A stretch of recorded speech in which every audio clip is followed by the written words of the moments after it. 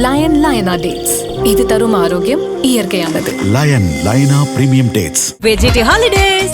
GT Holidays, South India's #1 travel brand. Sugar டேடிங்கிற concept இந்த college going girls வந்து வசதியான வயசானவர்களோட போய் இருந்துட்டு வந்தாக்கா ஒரு அமௌண்ட் அவங்களுக்கு கிடைக்குது, அவங்க காலேஜுக்கு போகிறதுக்கான ஒரு இதுவும் கிடைக்குது அப்படிங்கிற மாதிரி நோக்கத்தில் போகிறாங்க. இந்த சுகர் டேடி கான்செப்ட்லேயே வந்து ஹவுஸ் ஒய்ஃப்ஸுமே வருவாங்க. கல்யாணம் ஆனவங்களோட வந்து சுற்றுறது வந்து இன்னும் சேஃபராக நிறைய ஆண்கள் ஃபீல் பண்ணுறாங்க. ஏன்னா என்ன ப்ராப்ளம் வந்தாலும் தே கேன் ஹேண்டில். குழந்தையே தங்கிடுச்சுன்னா கூட கல்யாணம் ஆனவங்கன்னா அதை வேற விதமாக ஹேண்டில் ஆகிடும். ஐபிசி தமிழர்களுக்கு வணக்கம்.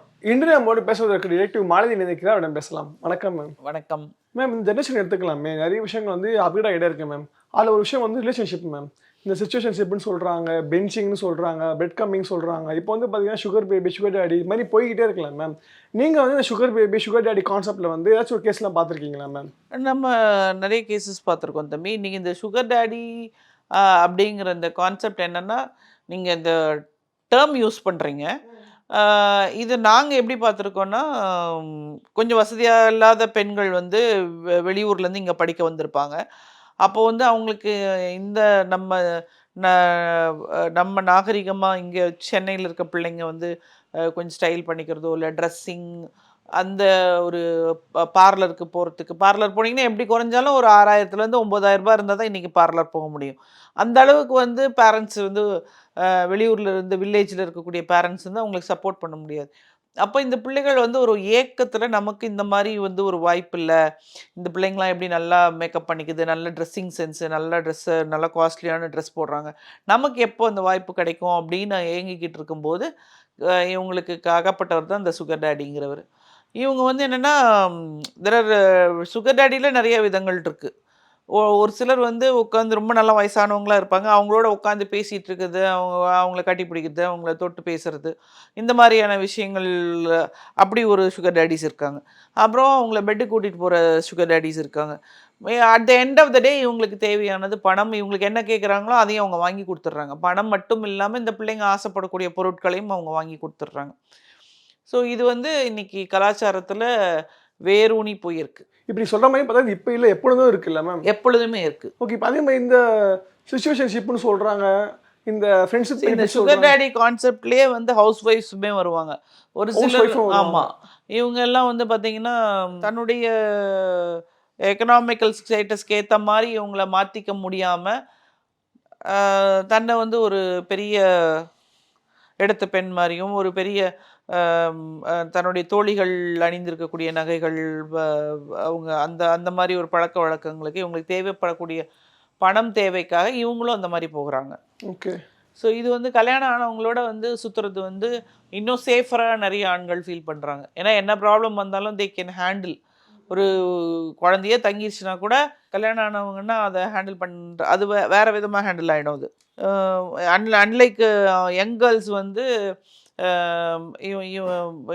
பிரச்சனை ஆயிடுச்சுன்னா இவங்க வந்து ஒரு அபார்ஷனுக்கு போகிறதோ அந்த மாதிரி ஒரு விஷயங்கள் இந்த யங் கேர்ள்ஸுக்கு ப்ராப்ளமேட்டிக். ஓகே. பட் அவங்க அதை ஹேண்டில் பண்ணுறது, மேரிடு உமனை ஹேண்டில் பண்ணுறது, அது வேறு விஷயமாகிடுது. ஸோ பொது வயசு நடந்துகிட்டு இருக்கு. ஓகே. ஏதாச்சும் ஒரு ஆணு உங்கள்கிட்ட கம்ப்ளைண்ட் கொடுத்துருக்காங்களா மேம்? இது மாதிரி வந்து என் ஒய்ஃபோ இல்லை வந்து என் மகளோ இல்லை என் அக்காவோ வந்து நடத்த சந்தேகமாக இருக்குது, மேபி ஏதாச்சும் கண்டுபிடிக்க முடியுமா சொல்லி நீங்கள் இந்த மாதிரி கண்டுபிடிச்சிருக்கீங்களா மேம்? இப்போ எனக்கு வந்து இப்போ ரீசெண்டாக நம்ம பார்த்த கேஸில் ஒரு அக்கா வந்து என்னகிட்ட கால் பண்ணி இந்த மாதிரி என்னோடய சிஸ்டர் வந்து நீங்கள் கண்டுபிடிச்சி தரணும் அப்படின்னு சொல்லி வராங்க. என்ன பண்ணுறாங்கன்னா, என் சிஸ்டர் வந்து நல்ல குவாலிஃபிகேஷன், ஒரு ப்ரொஃபஸருக்கு உண்டான குவாலிஃபிகேஷன் அவங்களுக்கு இருக்குது. அவங்க she is working in a college. பார்த்தீங்கன்னா எங்கே இருக்காங்கன்னு அவங்களால கண்டுபிடிக்க முடியாமலே இருந்தது. அதுக்கப்புறம் எங்களுக்கு அவங்க சொன்னக்கூடிய க்ளூக்கள்லாம் வச்சு நாங்கள் அவங்க எங்கே இருக்காங்கன்றதை நாங்கள் கண்டுபிடிச்சி எடுத்துட்டோம். அதுக்கப்புறம் அவங்கள ஃபாலோ பண்ணி போனால் அவங்க ஆல்ரெடி மேரிட் அண்ட் 2 குழந்தைங்க இருக்கிற ஒருத்தரோட கான்டாக்ட். ஸோ அதுக்கப்புறம் அதை நாங்கள் ஃபைண்ட் அவுட் பண்ணி, அதுக்கப்புறம் அந்த ஆளோட ஃபேமிலியோட டீட்டெயில்ஸ் எல்லாம் ஃபைண்ட் அவுட் பண்ணி அதை அந்த பொண்ணோட அக்காவுக்கு சொல்லி, அந்த பொண்ணோட அக்கா அந்த ஃபேமிலியோட உட்காந்து பேசி, நீ வந்து எப்படி பண்ண முடியும், நாங்கள் இல்லைன்னா நாங்கள் போலீஸ்க்கு போகிறத தவிர எங்களுக்கு வேறு வழி இல்லை, எங்கள் பொண்ணு எங்கள் வீட்டுக்கு வரணும், 1 இயராக வரல, உன் வீட்டுக்காரோட குடுத்தனம் நடத்திக்கிட்டு இருக்கு அப்படின்னு சொன்ன உடனே அந்த பொண்ணு போய் இந்த பொண்ணை மிரட்ட, அதுக்கப்புறம் தன்னால் திரும்பி வந்தது அந்த பொண்ணு. ஓகே. ஸோ இது இந்த விதவிதமாக இருக்குது தம்பி இதில். இது ஜஸ்ட்டு இது வந்து ஒரு ஃபுல் ரிலேஷன்ஷிப்புக்குள்ளே போயிட்டாங்க. இது ஒரு லிவிங் டுகெதர் ரிலேஷன்ஷிப்லேயே போயிட்டாங்க, வீடு எடுத்து தங்குற அளவுக்கு.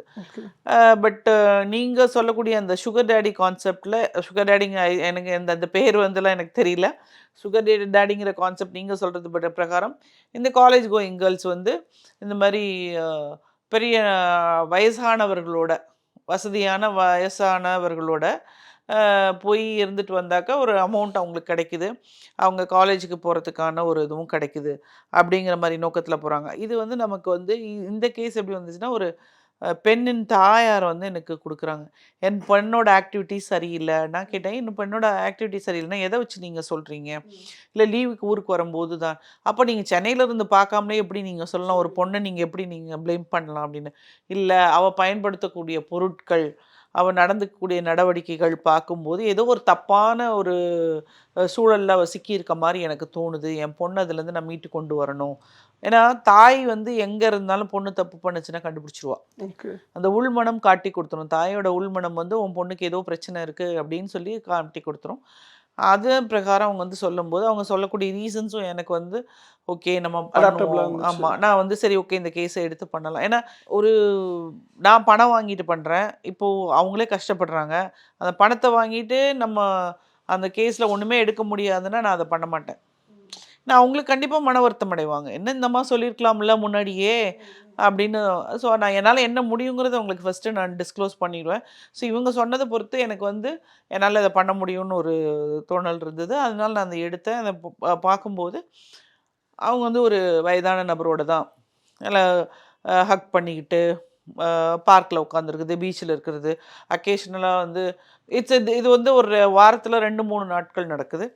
ஒரு நாள் வந்து அவங்க ரெசார்ட்டில் தங்குறாங்க. ஏன்னா இங்கே யாரும் இல்லைல்ல, யார் கேட்குறதுக்கு இருக்காங்க. அந்த மாதிரிலாம் வந்து அப்போது இந்த பொண்ணுக்கு அவரை பணம், இந்த பொண்ணு கேட்குற திங்ஸை வந்து கிஃப்டாக கொடுக்குறது மூலமாக இந்த பொண்ணு வந்து இவரோட ரொம்ப அட்டாச்ட் ஆகிடுறா. இதை வந்து இந்த சேஞ்சஸ் வந்து ஒரு மதர் கண்டுபிடிச்சி நம்மக்கிட்ட வராங்க. இந்த விஷயத்த நம்ம சொன்ன உடனே சொல்லிட்டோம். அதுக்கப்புறம் அவங்க அதுக்கு உண்டான ஸ்டெப்ஸ் எடுத்து அவங்க பொண்ணை கண்டிப்பாக ரெக்கவர் பண்ணி கூப்பிட்டு போகிறாங்க. ஏன்னா உள்ளுணர்வு சொல்லி அவங்க வந்திருக்காங்க, பார்க்காம கொள்ளாமல் என் பொண்ணுக்கு ஏதோ ஒரு பிரச்சனை இருக்குது, அதிலேருந்து வெளிக்கொணரணும் அப்படின்னு சொல்லிட்டு. ஸோ இது வந்து இப்போ காமனாக நடக்கக்கூடிய ஒரு விஷயம். ஓகே.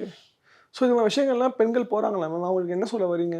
இது வந்து அவங்களுக்கு அறியாத தெரியாத புரியாத வயது, ஒரு அடலசன்ட் ஏஜ். அப்போ இதுக்கான எஜுகேஷன் வந்து எங்கே ஆரம்பிக்கணும்னா, பள்ளி முடித்து அவங்க காலேஜ் வரும்போது நீங்கள் ஏன்னா பள்ளிக்கூடத்தில் வந்து என்ன பண்ணுவீங்கன்னா, நீங்கள் எல்லாருக்கும் ஒரே யூனிஃபார்ம், ஏன்னா எல்லோருக்கும் சீருடை அப்படின்னு அதனால தான் வந்தது, ஏற்றத்தாழ்வு தெரியக்கூடாது அப்படிங்கிறதுக்காக வந்தது. இப்போ காலேஜ் போகும்போது எல்லாரும் கலர் ட்ரெஸ்ஸு, அதை எப்போவுமே வந்து +2 முடிக்கிற வரைக்கும் இல்லை, நான் எங்கள் காலத்துலேயே வந்து +2 முடிச்சு அப்பா இனிமேல் நம்ம கலர் ட்ரெஸ் போடலாம், நமக்கு தேவையான கலர்ஸ் போடலாம், அந்த மாதிரியான ஒரு ஆட்டிடியூட் இருக்கும். அப்படி ஒரு இதில் தான் பிள்ளைங்க வெளியே வரும்போது, ஒரு காலேஜ் போகும்போது அங்கே பணக்கார வீட்டு பிள்ளையும் இருக்கும், ஏழை வீட்டு பிள்ளையும் இருக்கும். அந்த இதில் நீங்கள் வந்து பார்த்தீங்கன்னா பணக்கார வீட்டு பிள்ளைங்க போடக்கூடிய ட்ரெஸ்ஸை வந்து ஒரு வசதி கம்மியான வீட்டு பிள்ளைங்க வந்து வாங்கணும்னு நினைக்கும் போது, ஐயோ நமக்கெல்லாம் இது இல்லையே அப்படின்னு சொல்லி எட்டாக்கனியாக இருக்கே அப்படின்னு சொல்லி இவங்கெல்லாம் யோசிக்கும் போது இந்த மாதிரி ஒரு ட்ராப்கில் போய் மாட்டிடுறாங்க. அவங்களுக்கு என்ன மாதிரி அட்வைஸ் நீங்கள் கொடுக்க வரீங்க? இது வந்து அட்வைஸ் அப்படின்னா தம்பி நல்லா ப்ராப்பராக கேட்டிருக்கீங்க. ஒரு +2 முடிச்சு ஒரு ஸ்டூடெண்ட் வெளியே வரப்போகுது அப்படின்னா there will be a very drastic change in their life in college. இது வந்து அவங்களுக்கு அவங்களுக்கு யார் சொல்லிக் கொடுப்பா? ஒன்று பேரண்ட்ஸ் சொல்லணும். பேரண்ட்ஸுக்கு இப்போது வேலைக்கு போகிறவங்க தான் அதிகம், அவங்களுக்கு வந்து அதை சொல்லிக் கொடுக்கறதுக்கான ஒரு டைம் இருக்காது. இன்னொன்று கிராமத்தில் இருக்கவங்களுக்கு இதுக்கு உண்டான நாலேஜ் இருக்காது. அப்போது என்ன பண்ணணும்னா it has to start from the school. இப்போது நம்ம காலேஜ் போகிறோம் அப்படிங்கும்போது என்ன ஆகும்னா, நம்ம எங்கேருந்து காலேஜுக்கு போகிறோம், +2 முடிச்சுட்டு காலேஜுக்கு போகிறோம். ஸோ உங்களுக்கு +1 தான் உங்களை க்ரூம் பண்ண முடியும். +2 வந்துருச்சுன்னா போர்ஷன் போயிடுவாங்க. ஸோ +1 வரும்போதே மெதுவாக வந்து அந்த ஸ்கூலில் இருக்கக்கூடிய டீச்சர்ஸ் மென்டர்ஸாக மாறணும். அவங்களுக்கு மாறி அவங்க வந்து நீங்கள் நல்லா படிச்சுட்டு நீங்கள் ஒருத்தர் டாக்டர் ஆவீங்க, இன்ஜினியர் ஆவீங்க, அந்த மாதிரிலாம் பேசி நீங்கள் போகக்கூடிய சூழல் வித்தியாசமான ஒரு சூழல். உங்களை டிஸ்ட்ராக்ட் பண்ணுறதுக்கான விஷயங்கள் நிறைய இங்கே நடக்கும். நீங்கள் அதெல்லாம் பார்க்காம உங்களோட படிப்பில் கவனம் வச்சு இன்னும் ஒரு 5 வருஷம் படிப்பில் கவனம் வச்சிங்கன்னா நீங்கள் வந்து ஒரு நல்ல ஸ்டேட்டஸை அடைய முடியும். நல்ல ஒரு வேலைக்கு போனீங்கன்னா உங்களுடைய குடும்பத்தில் உங்களை வந்து ஒரு மதிக்கக்கூடிய வகையில் நீங்கள் வருவீங்க. இந்த மாதிரி விஷயங்களை வந்து க்ரூம் பண்ணணும். சில்ட்ரன்ஸை வந்து க்ரூம் பண்ணணும்.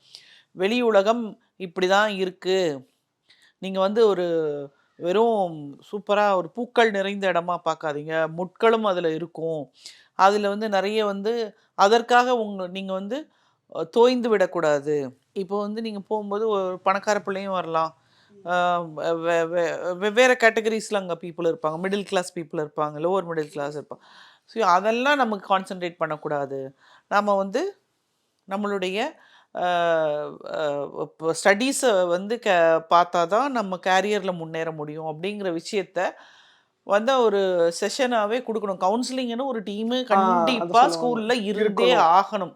ஏன்னா இந்த அடலசன் ஏஜில் இந்த காலேஜ் முடிக்கும் போது நீங்கள் பார்த்தீங்கன்னா 18 வயசு ஆகிடுதுன்னு நிறைய ஓடி போகிற கேஸ்லாம் நம்ம பிடிச்சிருக்கோம். 18 வயசு முடிஞ்சோன்னா கல்யாணம் பண்ணிக்கலாம், கல்யாணம் பண்ணிட்டா பிரிக்க முடியாது அப்படிங்கிற ஆட்டிடியூட்லாம் நிறைய பேருக்கு இருக்குது. ஆனால் அதை கல்யாணம் முடிச்சு நீங்கள் என்ன பண்ண போகிறீங்க? போய் நீங்கள் ஒரு வீடு எடுத்து தங்கக்கூடிய அளவுக்கு இன்றைக்கி காலகட்டத்தில் ஒரு வீடு வாடகைன்னா மினிமம் ஆஃப் 15 to 25 ரூபா இல்லைன்னா ஒரு வீடு எடுக்க முடியாது. அதுக்கு வீட்டு செலவு ஒரு 15,000 ரூபாய் இல்லாமல் இருக்க முடியாது. நீங்கள் 12வது படித்து முடிச்சோன்னா உங்களால் இவ்வளோ சம்பாதிக்க முடியுமா? முதல்ல கண்டிப்பாக இல்லை. ஸோ இந்த மாதிரி விஷயங்கள் எல்லாமே வந்து காலேஜில் ஒரு கவுன்சிலிங்காக இருக்கணும். ஏன்னா வெளி உலகம் வந்து பிள்ளைங்க வந்து ஃபேஸ் பண்ணுறதுக்கு அவங்கள டியூன் பண்ணி அனுப்பணும். நமக்காக கல்லூரிக்கு வெளியே வரும்போது இன்னும் அவங்க ஒர்க் பிளேஸில் எப்படி இருக்கணுங்கிறது அவங்க அது பண்ணணும். ப்ளஸ் 2லேருந்து வரும்போது நீங்கள் வந்து எப்படி வந்து உங்களுடைய காலேஜ் அட்மாஸ்ஃபியரை நீங்கள் வந்து அடாப்ட் பண்ணிக்கணும், நீங்கள் எப்படி இருக்கணும், உங்களோட கேரியரை நீங்கள் எப்படி பில்டப் பண்ணணும் அப்படிங்கிறத ஒரு கவுன்சிலிங் டீம் இருந்து கவுன்சிலிங் கொடுத்துக்கிட்டே இருக்கணும். இது பேரண்ட்ஸுக்கு எந்த மாதிரி ரோல் மேம் ப்ளே பண்ணலாம் அதில்?